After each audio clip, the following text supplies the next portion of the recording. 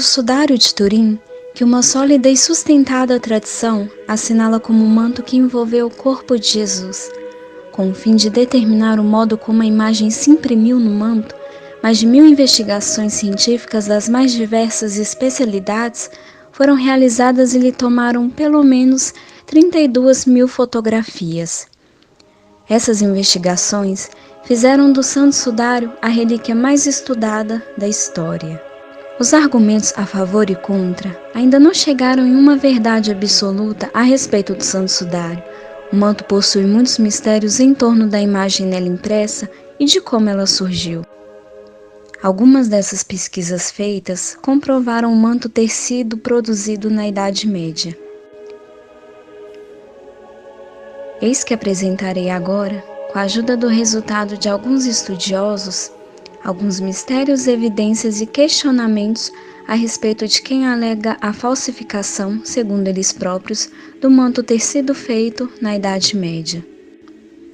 O sudário revela traços de feridas que mostram ter o homem de Turim sido brutalmente flagelado por todo o corpo, à exceção da cabeça, pés e antebraços. As feridas são numerosas, entre 110 e 120, e tanto pelo tamanho como pela forma são idênticas às produzidas pelo flagrum taxilatum romano, horrível flagelo. Um açoite de correias com pedaços de chumbo ou ossos de arestas cortantes nas pontas. Este flagelo era desconhecido na Idade Média. Somente em 1709, um exemplar do flagrum romano, com várias extremidades e objetos em forma de altere, foi encontrada nas escavações em Herculaneum, antiga cidade romana destruída por uma erupção vulcânica em 79 d.C.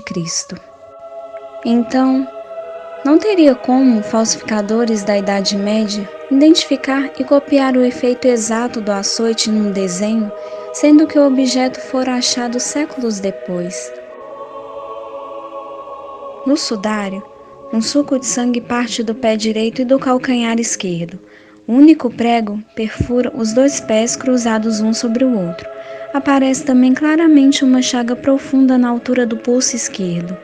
O pulso direito está encoberto pela mão esquerda, pois cruzaram as mãos diante do corpo antes de sepultar o cadáver, mas também aparece em duas direções o sangue que correu abundantemente do pulso esquerdo ao longo do antebraço.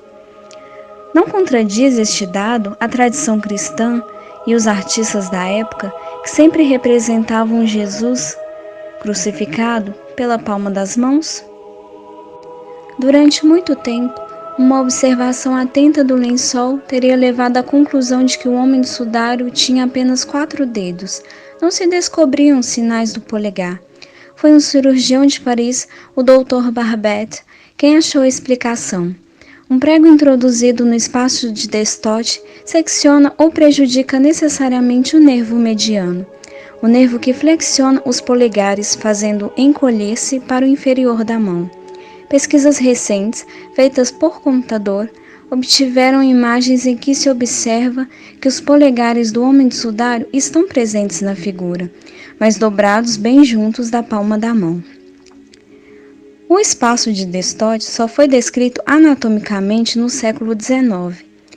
Como poderia um pintor ou um eventual falsificador saber das consequências que um prego nele cravado provocaria no polegar de modo a reproduzi-las na mortalha? O homem do sudário morreu por crucifixão, isto é, em consequência da asfixia que dela resultou, a posição de um crucificado com os braços presos no alto e o corpo pendurado dos mesmos acaba por dificultar os movimentos da caixa torácica, iniciando o processo de asfixia. Para respirar, o condenado precisa erguer o corpo, flexionando os braços e apoiando-se tanto quanto possível nas pernas, esticando-as ao máximo para que o corpo suba. O sudário indica tanto a posição normal como a posição erguida, essa resultante do esforço para respirar, aquela indicando a posição caída determinada pelo cansaço. 2 fluxos de sangue com uma divergência aproximada de 10 graus se percebe imediatamente no antebraços especialmente no braço esquerdo, indicando duas posições do corpo. Mas esse movimento para cima e para baixo tem um limite determinado pelo esgotamento muscular e pela dor das feridas abertas pelos pregos.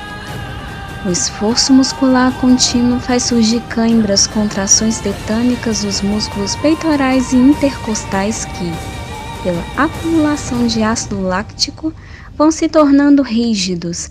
O condenado vai tendo cada vez maior dificuldade em respirar, sobretudo em expirar. E ainda que consiga reerguer-se para aliviar a pressão que sente nos músculos do peito, recai logo na posição baixa e a asfixia começa novamente. A isso deve-se acrescentar que a posição do corpo favorece a concentração de sangue nas partes e na cavidade abdominal, com que diminui o volume sanguíneo que chega aos pulmões. O homem de Turim conserva os traços dessa morte por asfixia, principalmente no peito dilatado por não poder soltar o ar e o ventre inchado pelo acúmulo de sangue. Poderiam os falsificadores da época saberem como o corpo reagia a uma asfixia a ponto de gravá-la no manto? Como já vimos, os romanos reservavam a crucifixão aos que tivessem cometido um crime grave ou um delito contra o Estado romano. Normalmente, o corpo dos executados não era reclamado por ninguém, sendo jogado na vala comum sem uso do lençol.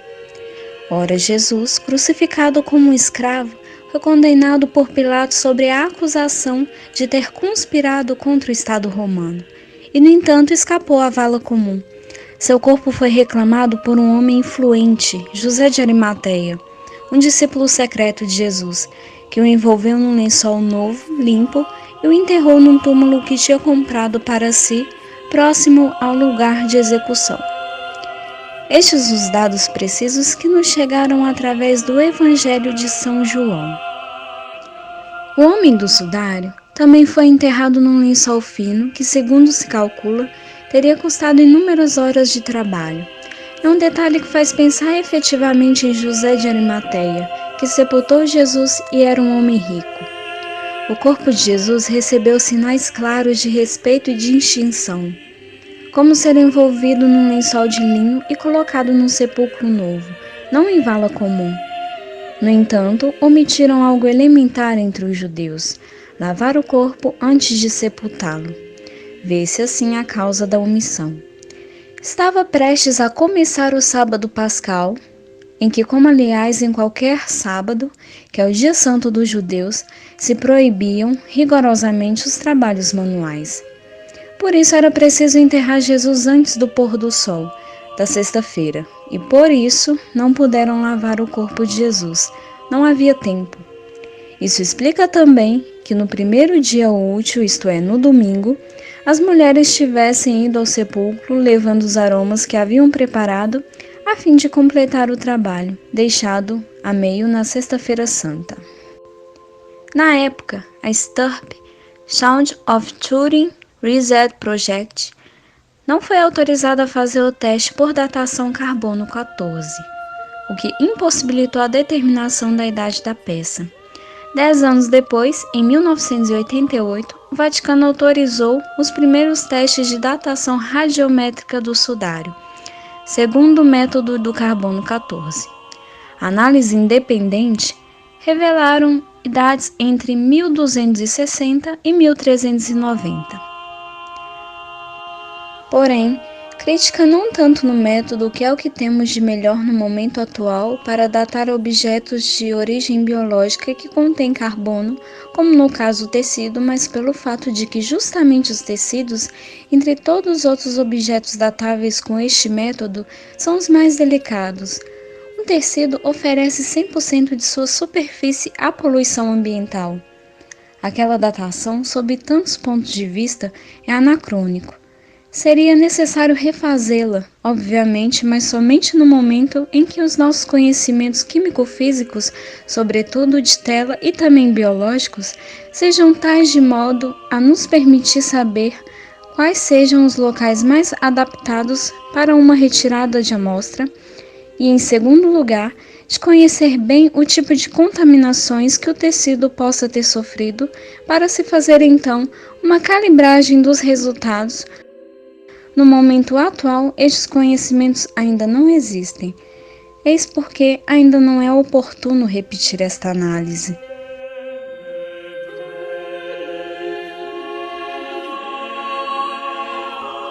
A Igreja Católica não emitiu opinião acerca da autenticidade desta alegada relíquia. A posição oficial a esta questão é a de que a resposta deve ser uma decisão pessoal do crente. O Papa João Paulo II confessou-se pessoalmente comovido e emocionado com a imagem do sudário, mas afirmou que, uma vez que não se trata de uma questão de fé, a Igreja não se pode pronunciar, ao mesmo tempo que convidou as comunidades científicas a continuar a investigação.